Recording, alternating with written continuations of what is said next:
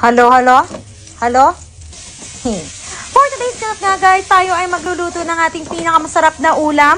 Ang naisip ko ngang lutuin ngayon ay very special at madalang ko lang tong nakakain. Syempre madalang ko lang tong nakakain kasi madalang lang din akong nagluluto. Iilang araw na rin kasi guys na puro karne lang yung kinakain ko at wala ng gulay-gulay. At napag-isipan ko nga na magluto ng gulay today na may kasamang seafood. Ginisa ko na nga dyan guys yung bawang sibuyas at saka yung sili. Sinunod ko na rin yung langka at nilagyan ko na rin ng holy water. Right. Tapos aantayin lang natin siyang kumulo at pwede na natin siyang lagyan ng gata. Powder coconut nga yung gamit ko dyan guys kasi wala akong makitang fresh coconut dito. Nabili ko lang din yan guys sa Bacala. Bacala pala ang tawag sa supermarket dito sa amin. Ayun na nga, tinakpan ko na muna dyan ng saglit.